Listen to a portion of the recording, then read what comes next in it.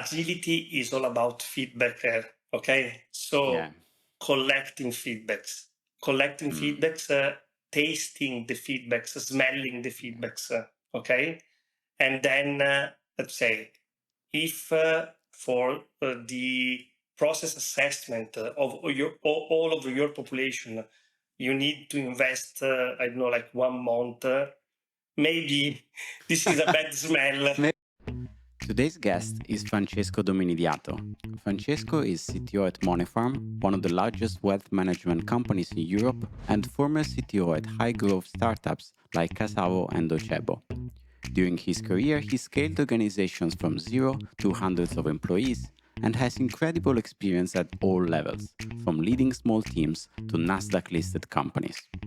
With Francesco, we talked about career frameworks, how to create a path that creates opportunities for both individual contributors and managers, how to address career development issues, organizational depth, and more. So let's dive right into it after a short word from our sponsor. Chances are you know of engineering metrics programs that didn't get adopted or failed to deliver the promised productivity gains. But why? Because those metrics live in dashboards, and dashboards die on the vine. They were built for a purpose, then people just forget about them. Sleuth Pulse solves this by bringing metrics and people together and powering engineering reviews across your organization. Sprint reviews, monthly check-ins, and resource planning are all examples of common reviews in engineering teams that help you achieve alignment and successful execution. They are truly the best way to make metrics part of the workflow. So Sleuth uplevels them by bringing in quantitative and qualitative data, letting people add context, and using AI to summarize data and pick out outliers. Check out sleuth.io for more information. Hi, Francesco. Welcome, and thank you so much for being here with us today. Hi, Luca. Thank you to you to invite me, and I'm very proud to be here with you and to share something with all the community. My pleasure, really. So, Francesco, you are CTO at Moneyfarm and former CTO at Docebo and Casavo, which are all high-growth startups with hundreds of employees. And in the case of Casavo, you have also literally scaled the company and the engineering team basically from zero. And you're also Italian like me, so we are good friends. I'm so grateful to have you here. Also because, you know, our ecosystem is kind of small, so it doesn't happen very often to have the chance to talk with someone who has such an incredible experience as you have. So as we often do with guests, I would start with your career journey. So how did you even get into tech, and what are the highlights that you would mention? So thank you, Luca. So I like to start to talk about myself by using a quote of Linda Hill. Linda Hill is a professor of Harvard Business School and is one of the top experts in leadership and innovation. And she said that leading innovation is about creating the space where people are willing and able to do the hard work of innovative problem solving. And Love the let's quote. say, yeah, and this represents me very well because I think that doing this job is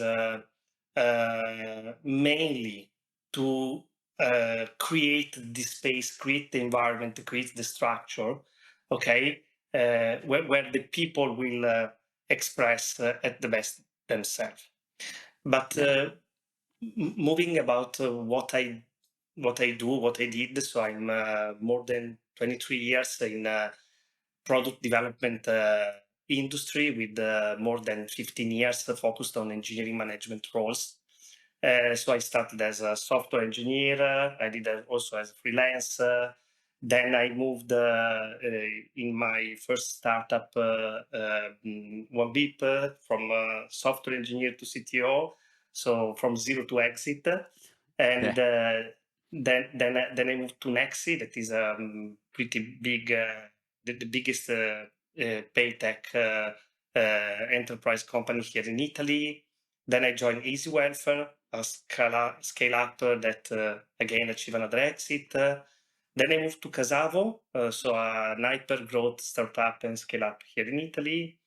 then Docebo, a unicorn NASDAQ-listed company in Italy, and Wow. now starting from the 1st of August, I joined Moneyfarm and as a CTO. And in Moneyfarm, we help the people in achieving their financial goals with ease, efficiency, and transparency, cutting the noise and complexity of financial world. Yeah. But I would like also to tell you a little bit about not just what I did and what I do, but also how I like to do it. So I like to embrace our leadership principle to guide and empower and stimulate awareness um, of a team business impact. I Mm. love to act as a connector, so in fostering a relationship, sharing feedback with the colleagues, and always by using the radical candor approach. And Yeah. I love to create the environment that encourages growth. Yeah, love this. It's such an incredible experience, and Thank you. as you know, the excuse to have this chat was, well, we had a chat over the phone a few days ago, and we discussed, and I think it was like a podcast episode in itself. That phone call, if we had recorded that, because among other things, we discussed about careers for engineers and career tracks and how to make them work for individuals and for whole teams. And I know you're very passionate about this topic, and as you have encountered it in your career when you had to scale high growth startups across different growth stages. So I would really want to pick your brains about how do you feel about this topic, where is the industry right now, and what do you think about it? Yes, absolutely. So again, this is exactly what passionated me a lot, no? Because of what I mentioned before. And what I would like to highlight here is that career path, engineering ladder, technical ladder, and the topic of this podcast is the piece of a big puzzle, no? In a more Yeah, holistic view of how to create the environment, how to create the structure, okay, the set of the rules, no? Okay. And yeah, I also like, no, to quote Will Larson. So for me, it's a piece of an elegant puzzle, no? Okay, and yeah, it is because um, the a software engineering activity, okay, stands in the complex environment, okay, and is a knowledge working activity. So you cannot take just one piece of the puzzle and think that this will solve the problem, but you have to have a holistic view about the entire puzzle. But this is yeah. one of the most important piece of the puzzle. And yes, I was pretty lucky because when I worked in Casavo, we grew very fast from 5, 6 software engineer when I joined Casavo back in 2020 to a little bit less than 100 software engineer and more than Wow. 120 considering all the entire product development team. So I had the possibility to do some experiments because let me say it's mm, you cannot apply the rule by the book, but you have to Yes. adapt the rule to the environment that you encounter. But going a little bit back, why this topic is very important, it requires um, to talk a little bit about the evolution of software engineering and engineering management in general. Yes. So back in the days when computer science uh, appeared in the market, okay, in the 60s, in the 70s, there was the phase that we can call the craftsmanship phase, okay? Hmm. So Mm-mm. no particular structure in engineering management, in organizing team, in career growth, and Yeah. stuff like those. then we moved in the engineeristic approach of software engineering, and then there was a dark period of industrialization of product development. Okay, and that was the for me the dark moment of software engineering. And when talk about the industrialization of the production of the software, okay, people naturally try to apply the common rules of how to make some any kind of organization in industrial production. Okay, and so they try to divide the teams by roles. So the individual contributor as the worker of production of the software was at a certain level. Then if you wanted to grow, you needed to move on engineering on the management side. Okay, so like managers are on a level up considering to the software engineers. Yes. And this created a very bad consequences. Why? Yeah. First of all, because are totally two different jobs with different missions, with different skills. It doesn't mean if you are the best software engineer in your team, you also are the best people manager of a team of software engineers. Okay. Yeah. Second, because if the best software engineer that didn't have the good people management skills decided to grow in the career path, okay, so it creates a lack of knowledge in the team, lack of experience. So if the best move to people management role, that means that you don't have the best anymore. Anymore in the team. Okay. Yes. And you have to fill the gap by hiring something new, maybe junior one. Okay. Yes. And maybe the software, the senior, the good, the seasoned software engineer that moved to people management, maybe didn't have the right skills in doing people management in software engineering, because a totally different job. Yeah. And last but not the least, there is also another problem that is, let me say, not necessarily always present, but is a risk that must be taken in account. That is, if you are the best software engineer and you move as an engineering manager or as a people manager in a team of software engineers, maybe you are not you give not spontaneously the space of the other software engineer to grow, because you are the one that is playing two roles. One is the manager, so the line manager of the people, and you have all the leverages and the rights in management, but also you are the one that say to every single software engineer how to do their job, instead of proposing the outcome to achieve and then stimulate the team to achieving the outcome. Okay. Yeah. But unfortunately, okay, people have life.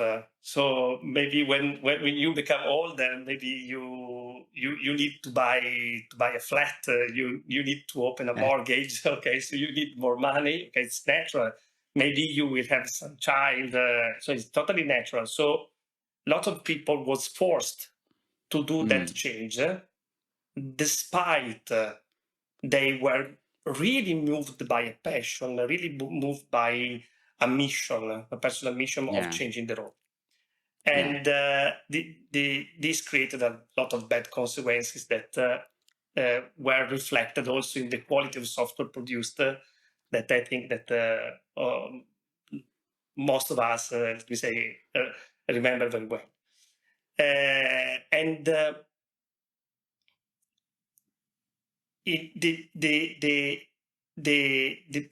big difference here is to create a set of rules to create a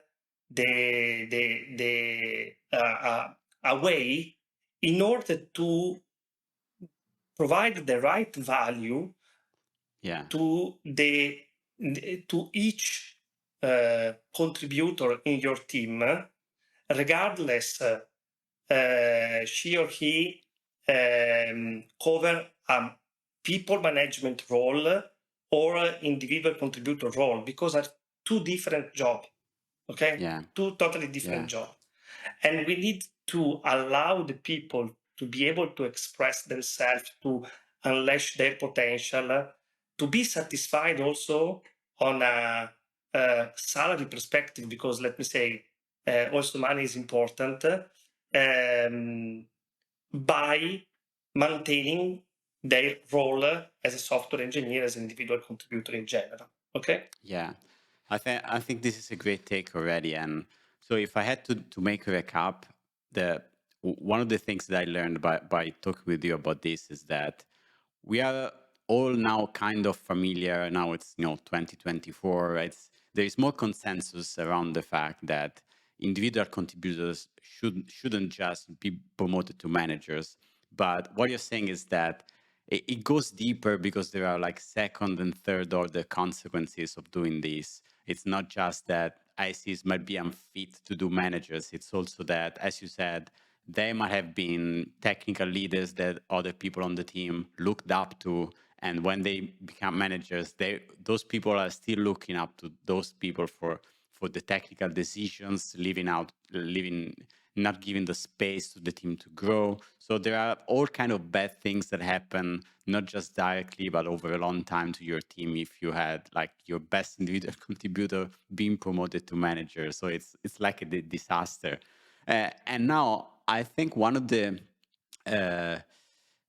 arguments against, instead separating their careers, I wouldn't say against, but that makes people stop on their tracks instead of going after this path is, this is something for big companies. If you are Google, you can create a career track that is for both a career track for ICs and a career track for managers. But if I'm a mid-sized company, I don't have a way to do this. ICs should only become managers because I don't have the opportunities. So do you think this is actually a topic that should be addressed differently from companies of different sizes, or you should do your best to create this kind of separate opportunities, regardless whether you are 10 people, 50 people, 100 people team?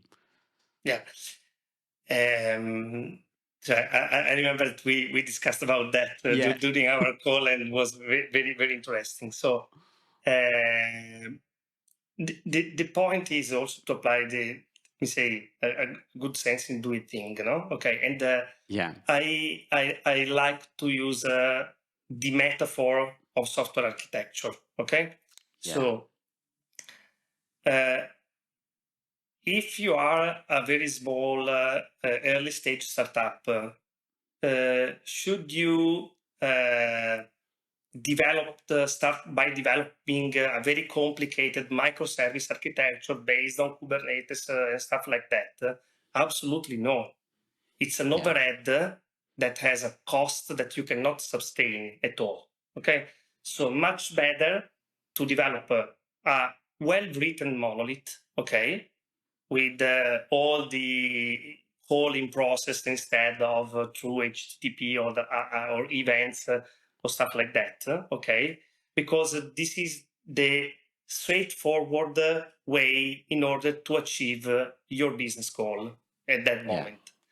But you have to do this by envisioning what could be happening in the future.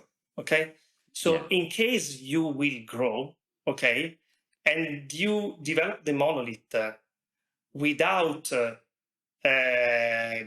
bounding the different modules in a proper way. When you will become bigger, when you will grow, okay, then cut the monolith in microservice when you will need the microservice in order to run your business because you are scaling and whatever else, etc. So you are fucked, okay, because you need to do a huge amount of refactoring, and then it's a disaster. You waste a lot of time. You have to pay. You have to pay the interest of technical debt, and this is a disaster. Okay. And the same could be applied in the structure, okay, in organizational design, in the rules of how you organize your team. So if you are an early stage startup with 5-10 people in software engineering, it is totally over engineering to write a technical ladder with all small details for each role, maybe by adding roles that you don't need at the moment, like principal software engineer and what a principal software engineer has to do, etc. Because it's an overhead that costs a lot, okay, and gives not you any value, okay. But applying the same principle of the monolith versus microservices, so well-bounded the modules inside the monolith versus microservices, you have to start at least to do a very lightweight approach in maintaining a high level of coherency and consistency in, let me say, the different roles that you have in your organization, okay? You don't need to write a ladder so complicated, but at least 2-3 lines for each roles about what do you expect about the roles, and apply a clear salary policy by defining clear salary ranges. Okay, so the people, so you are not accumulating you're not accumulating organizational debt. Then we can go deeper in this topic.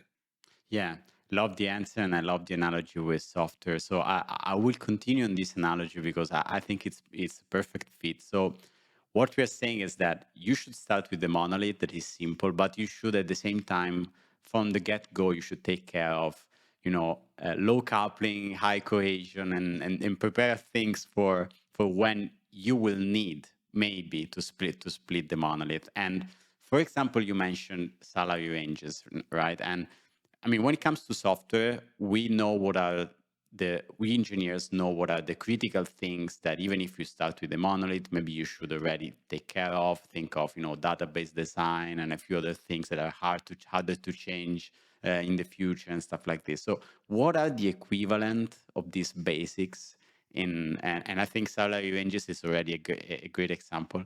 But what is the equivalent of these basics for careers that you better get right from the beginning? Otherwise, they create a lot of organizational debt, as you called it, over the long run. Yeah. So salary ranges should be, let me say, the last step of a career path. So by defining a career that can, as we said before, that can value in a proper way a software engineer as an individual contributor, without forcing the software engineer to move on a managerial career path. Okay, so if you are agree, I would like to talk before to the engineering career ladder. Okay, and then move to the salary ranges, and then talk also about which kind of organizational debt you should not take when you define salary ranges, because it's a very hot topic that a lot of people talk with me about that topic.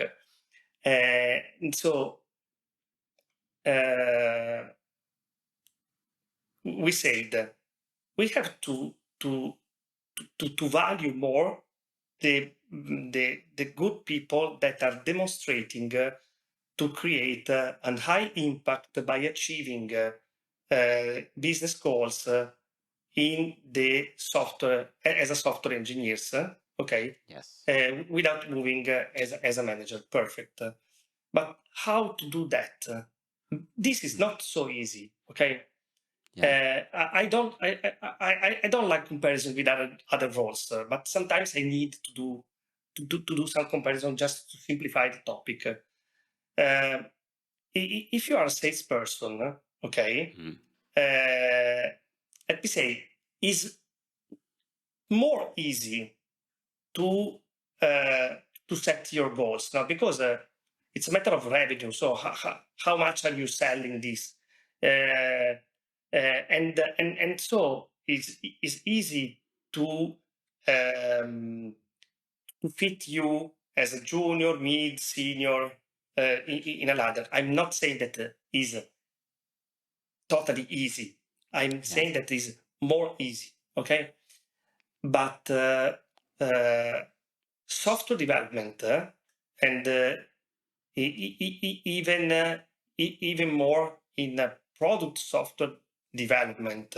Okay, so not something is not like software consultancy or something like that, but is by creating a product and evolving it day by day. Okay, is very complex. So you cannot count the productivity of a software engineer by, I don't know, counting the lines of code that a software engineer is writing in the day. Is totally absurd. So I hope that nowadays nobody is doing that. There are some input metric that you can take, but it's very difficult also because sometimes you can, let's say, write a big piece of code because you are in a green field. Sometimes in order to do a small change, you need 1 week because you encountered a huge rabbit hole during your development path. And so it's totally is another hot topic, no? So measuring the performance of a software engineer, or even better, a software engineering team. Okay, and so you have to use another kind of approach. Okay, so the approach here is to be descriptive instead of prescriptive. So you have to describe what is for your organization, okay, the best prototype of the software engineer according to each role. Okay. Yeah. So for what do you expect that software engineer is doing in the organization on several kind of axes or verticals. Okay.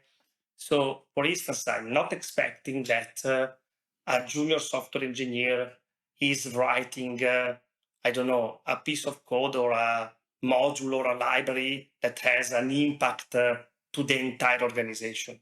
Okay. Yeah. But also, I'm not expecting that a junior software engineer is, I don't know, want to impose what he or she want to do. Okay, but I'm expecting that the junior one will be a mentee, will take, let me say, will follow the direction that the senior software software engineers are providing, and so on and so forth. On the other way around, I'm expecting that the senior software engineer do the opposite. So it's a mentor to some junior software engineer, write some modules that have a company-wide impact. Okay, and this is the way you will create the ladder. Okay, Yeah. and then when you have created each step of the ladder, okay, you can associate the salary ranges, okay, and so and here I can answer to your first question, no? That is, which kind of debt you accumulated in salary ranges if you don't start since the very beginning with a clear salary policy. And the point here is that majority of company, and also company also where I was did that. So we are in the same boat altogether. So don't worry. Apply are used to apply a rule in hiring people that is something like uh, uh, after an hiring process, asking what is your current salary. Okay, Yeah. so your new if you want to join us, your new salary will be your current salary plus something. Okay, but unfortunately, this is creating organizational debt in your company because it doesn't mean that all the companies around the world are aligned to the same to the same salary. Maybe you can find a very high talent in a very small startup that has a very low salary because the startup has not the enough resources to pay in the right way. And on the other one, on the other side, you can find a good software engineer, but that is maybe overpaid because he's working in a big enterprise company, and maybe the one in startup you are valuing more than the one in the enterprise one. And if you apply the rule of I give you X% more of what you were earning, you are earning in your current company, this create an imbalance in salaries in your company. Okay. Yeah, yeah, this is clear, and I have a funny story about this because I remember, I think it was maybe a couple of years ago, I was writing an article on the newsletter about how to create a good job post. It was meant, for hiring managers for companies which struggle to attract engineers, and one of the things that I believe very strongly is that if you publish the salary range in advance in the job post, it puts yourself in a better place because it creates alignment up front. You need less negotiation, and data proves that you get way more candidates, like 3 times more candidates. So we have data to back this up. But the reality is, as you know better than me, that very few companies do this still today. And if you wonder why and ask to people, there will be many people who tell you because this gives us kind of an upper hand in negotiation, which to be proven. I do not agree personally, but anyway, you can agree on certain levels. I don't know, but many others told me that the reality was that they didn't have coherent and consistent salary ranges throughout the companies for the same level. And so what happened is that clearly within the company, there were people who were earning too much and others who were earning too little. And so by publishing a range in a new job post, that would create friction and a kind of embarrassment internally, because that wouldn't be necessarily coherent with what some other people are earning. And when I got that, I thought, of course, because I've been in those situations myself, because of course, as you say, it's very common. And I thought that this is kind of an organizational debt that is very hard to rectify and to pay down, because once you get to that place, it's very hard to split the monolith. Exactly, it's the same. And let me say, if you are lucky that you have a lot of funds, a lot of economic resources inside, you can pay you can pay the fee. And let me say by increasing taking the most paid and then increasing the other by the consequences. So let me say it's it's an happy problem for the organization. But of course, we as engineering executive, as engineering leaders, we know very well that we also have to be very responsible as a company executive. So we cannot say, in order to pay that organizational debt, that we have to increase all the salaries according to the most overpaid, now, because it's a disaster. And yes, this is an organizational debt that sooner or later has to be paid. Okay, there are some let me say solution on this. Okay, apart of the one that is not so the easy one. Let me say the expensive one. Okay, that for me is still unfair. Okay.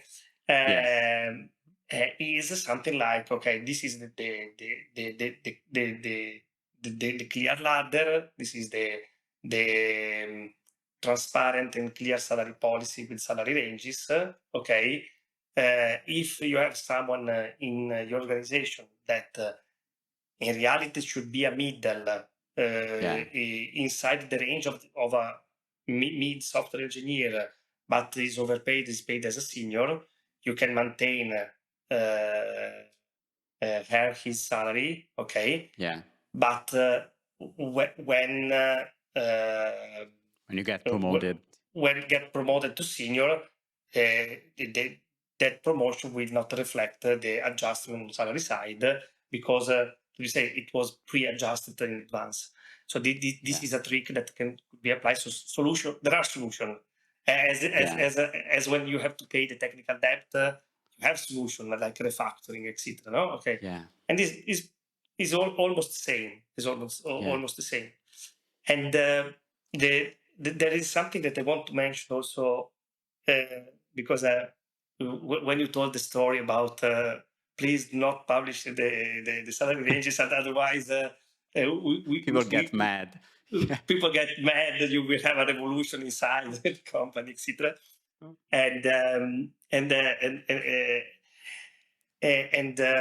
I can tell you, we as proud geek engineers, okay, we love coherency and consistency, okay, and I want that software engineers felt in love with coherency, consistency, because when they are writing code, okay, they are producing software. I don't want someone that say, okay, yes, 2 plus sometimes 3. It works. So yeah, sometimes it works. 2 plus 3 is 4.8, 5.2. Okay. I want people very coherent and consistent. And if you are coherent and consistent when you write the code, then you are coherent and consistent also when you observe the company rules, okay? Because you want that environment that you are living reflect your way of viewing the world, okay? And for this reason, we as engineering managers, we must pay a lot of attention of all of those details, because are not, let me say, invariant details, are fundamental details, okay? We in Italy we say that the evil hides in the details. No, the devil hides in the details, something like that. I don't know if it is a correct translation in English, but it's very important to care a lot about that. Not just in salary policy, but also in the technical ladder, in career path, in the organization, in let me say, all the elegant puzzle of the structure of the engineering department. I think this is a great take, and I agree. Even in my experience, it's always the engineers who get upset the most when there is this inconsistency in company rules, because they have this mindset that company rules are like software, right? So they have to be consistent, they have to always work in a way, and while other people from other departments, I mean, it's not a problem sometimes. They see things work differently. It's fine. Instead, engineers really get upset. But I love your example, for example, of how you adjust compensation, for example, for a senior engineer who was earning too much, and then you keep compensation, and when he gets promoted. So all these kind of tactics makes me think that, of course, career ladders are not static artifacts that you create once and forever, and then they're of course they're not. They depend on scale and many things. So I wonder, but I think they're especially delicate to update, because they impact very directly uh, people's work, how much they earn, what is expected of them. So I guess your experience in scaling companies, you've gone through different stages of changing your career frameworks. And so, what is a good process to update a career framework, and what even makes you do so? Maybe you figure out that you have to add a new level. What makes you say so? What are the stages of evolution of evolving a career framework in an engineering team? So first of all, I totally agree with you. First of all, is absolutely not an easy activity, or at least my warmth suggest my very uh, suggestion is to not underestimate the complexity behind. Mm, Okay. yeah. And then, yes, it should be something that evolves with the company. Okay. Because as I mentioned before, if you are a very early stage startup, 5, 7, 10 software engineers, you don't need the career ladder of Google. But Yeah. if you are Google, that you have thousands and thousands and thousands of software engineers, you have to maintain coherency, consistency, cross team, cross department, cross country, cross culture. Wow. So it's totally another game, no? Okay, but let me say, if you base the ladder on a very solid principle, you can change how. So the ladder is the application of principle and values. Okay, Yes. okay, and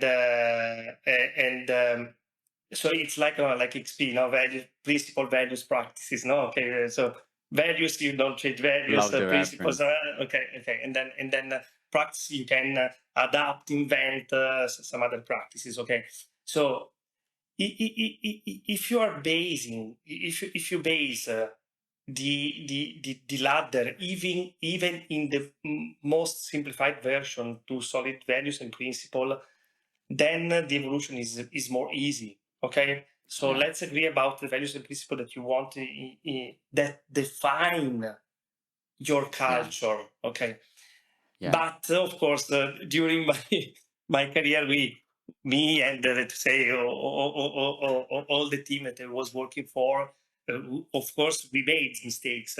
Okay, it's normal. There is no the only Bible of engineering management at all. Okay, and I want to share with you that mistake because I think that is pretty valuable. So the first version of career ladder, that the technical ladder that we implemented in Casavo, that was the hypergrowth company that you mentioned, Yeah. was too much prescriptive. Mm. So it was something like uh, um, the definition of what you have to do in every vertical, where vertical was meaning something like back-end engineering, front-end Mm. engineering, mobile Mm. engineering, infrastructure engineering, quality testing, and for each level from 0 to 10, like exactly defining you have to use this and that and that and that. Okay, at the end of the day, it was extremely complicated to do the assessment of the ladder to the software engineer.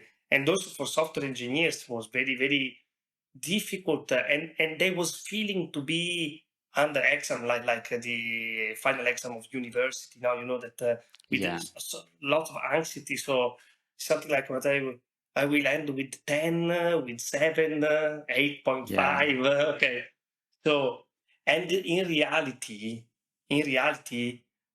so process extremely complicated, overcomplicated for no any reason. Okay, and long to evaluate, because you need to evaluate people by using other people more senior in each vertical. Okay, and then what was one of the biggest lesson learned was that if you are mastering some let me say verticals, some technologies, like I don't know, you are the master in front-end development, React and TypeScript.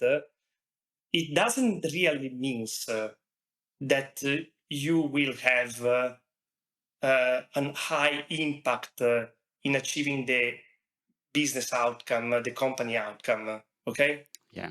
Maybe from a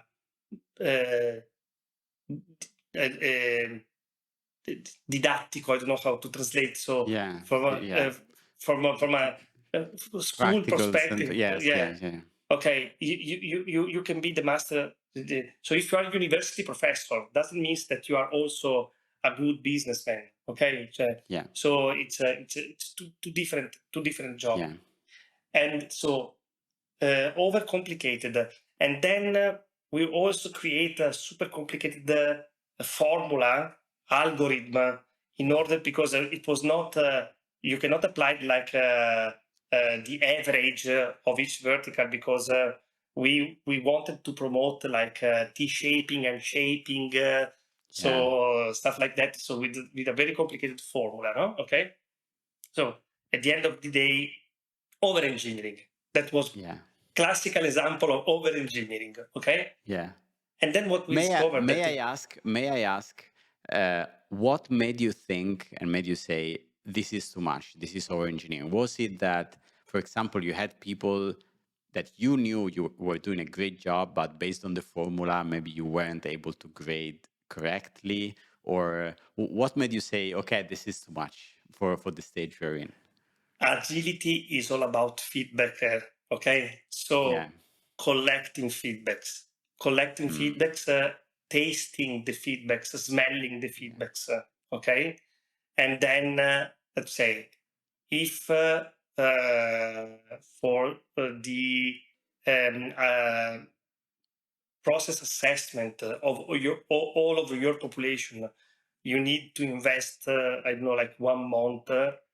Maybe this is a bad smell. Maybe it's too much. That is telling you, hey, guy, are you sure that you implemented it in the right way? But so assessment in career path is fundamental, is totally important. Okay, but it doesn't mean that it has to take the 15%, 20% of the time, in a year. No, okay, so. So those were so those was the clues. Okay, the bad smell. Okay, and again, no, the metaphor of software architecture, when you have the bad smell, no, in the anti-pattern, no. Okay, you have the smell like the shotgun surgery, you know, when you have to change many things in your code. This is a smell. Okay. Yeah. And so let's say we felt very hard that there was something wrong there. And then we simplified much more. Okay. Yeah. And as I said before, we moved from a prescriptive kind of ladder to a descriptive one. Okay. So we just simplify in few verticals, like different axes with different verticals. The majority of the ladders that are out there are more or less structured in this way. Yeah. And more or less they cover always the same kind of vertical, like technology or building or mastery. It depends on on one the side. Yeah. yes, people, process, so execution, influence, leadership. Okay, those kind of verticals are the one that are that I totally prefer. And so few in our case we applied just 4 of them. Okay. Yeah. Other ladders are using 5, but let me say more or less they are all around the same stuff. Yeah. So there's consensus. Yeah. What is the impact that you are? What is your impact? How good are you in the technology? In general, what is the scope of your influence? So do you have a high impact just on a vertical, or are you providing something that is used company-wide? Okay. Yeah. And leadership. So you are individual contributor, so you don't have the leverage of the manager. Okay, you don't have the authority provided you by the formal authority, but are the other people following you? Okay. Yeah. So more or less those are the verticals, and then for each vertical, for each axis, how do you want to define it? There was just a small description, like what we are expecting according to the level. The level: software engineer 1, software engineer mid, senior, lead software engineer, staff software engineer, principal software engineer. Okay. So the expectation. Okay. And that was much easier to do the assessment. Okay. Because it's not like a university exam.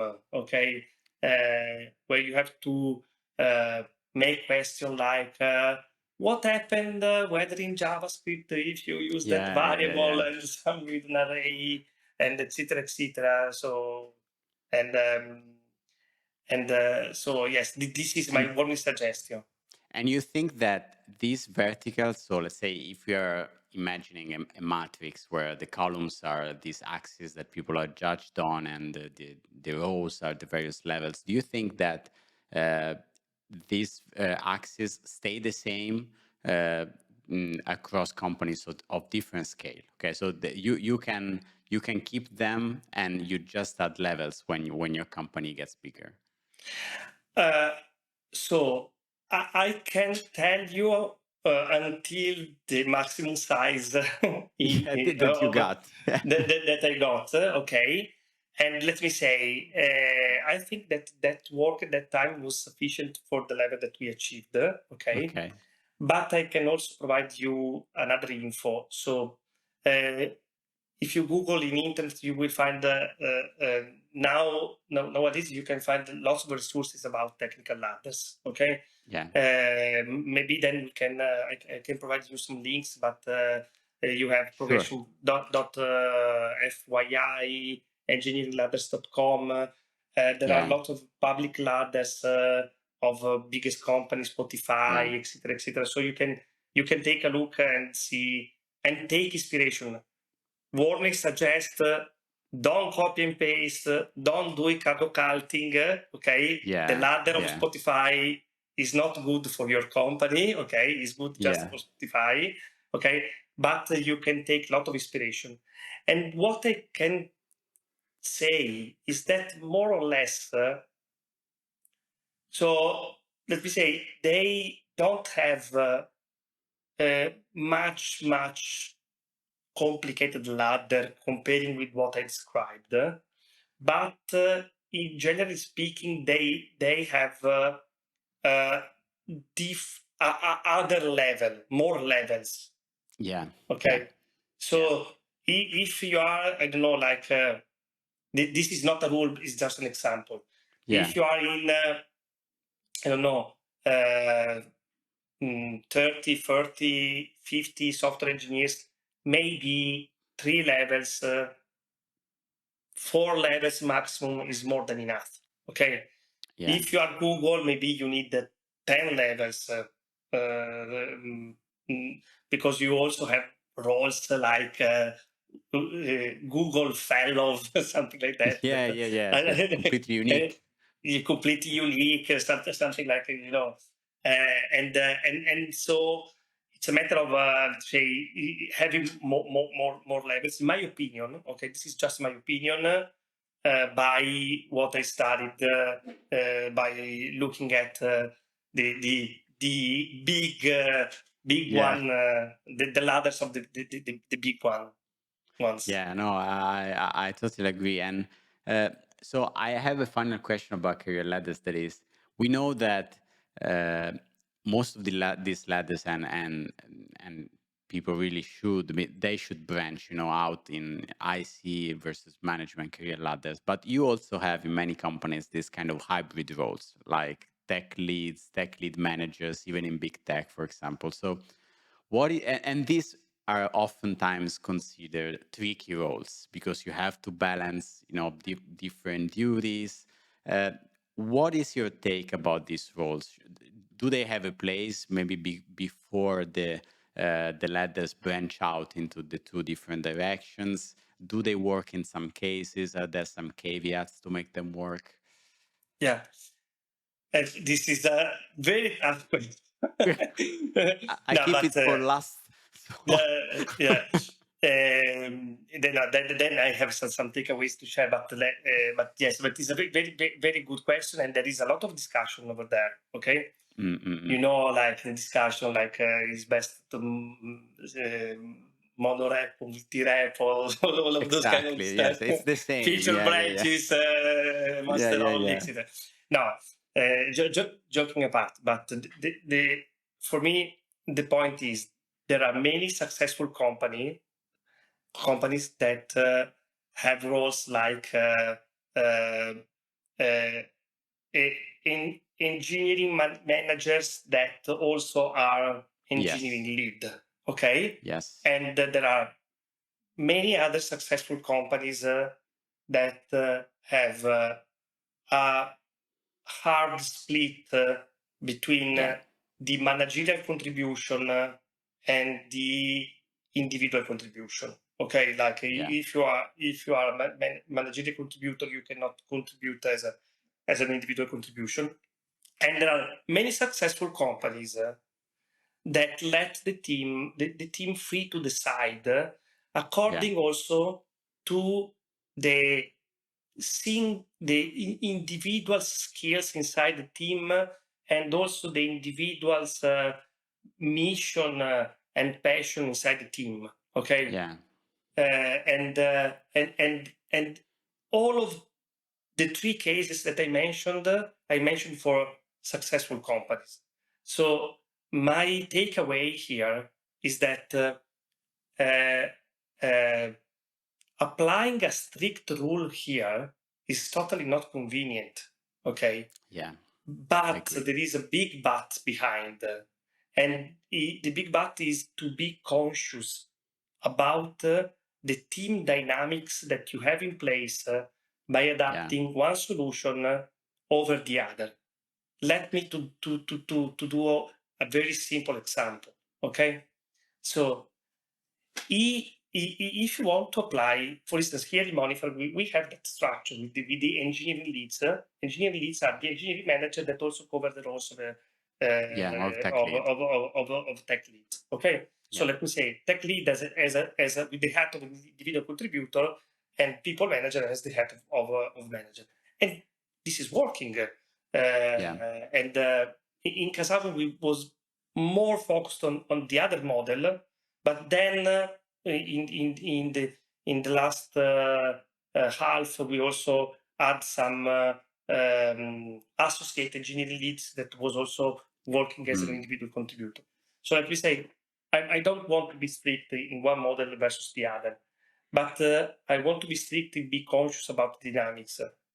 So if you are an engineering lead that also cover the roles of engineering managers, okay, you must be conscious that you have the leverage and the power and the authority, the managerial authority of the software engineers that you are working for, okay? Yeah. And so you must be very good in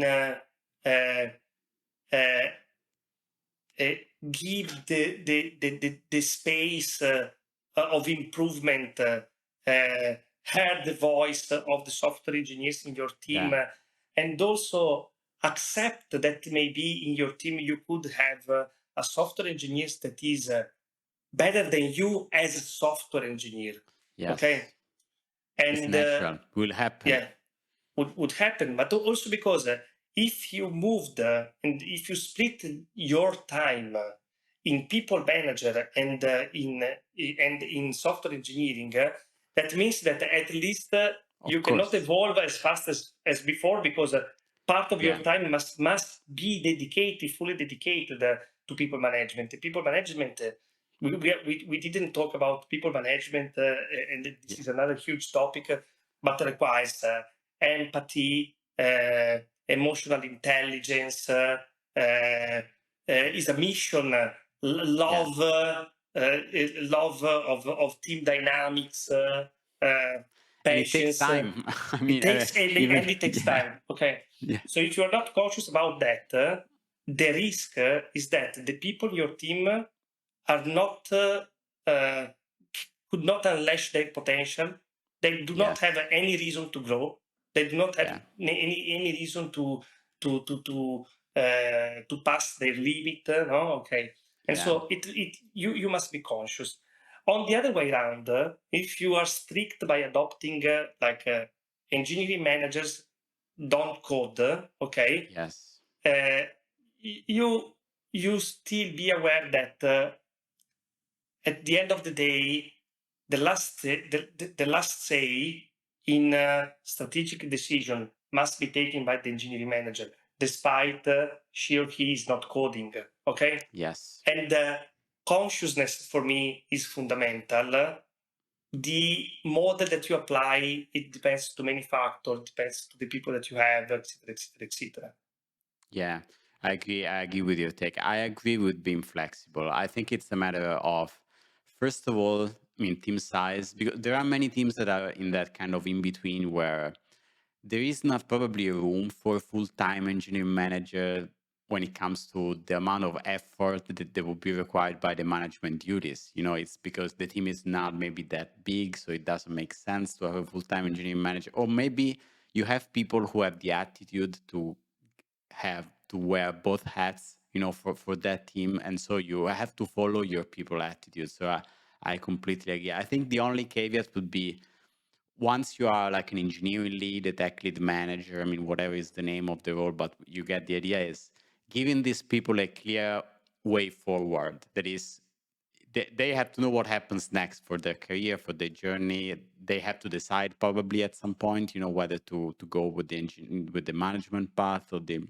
individual contributor path. But as far as I've seen, you know, in the companies that I know, there is no such a thing as the engineering lead path. You know, something that progresses and you become a senior engineering lead, and you stay, you know, with the fits into shoes for a long time. It's something that then you have to decide. I don't know if that's your experience.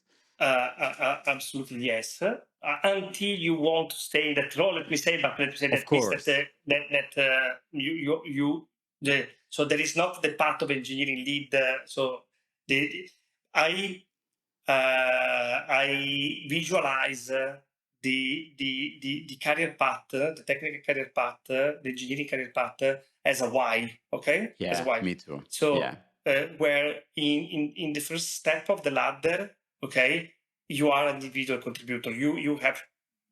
Yes. It's much better if you master software engineering. It doesn't matter which kind of main vertical, but software engineering, okay, and then decide whether to continue to the path of individual contribution or switch to the managerial one.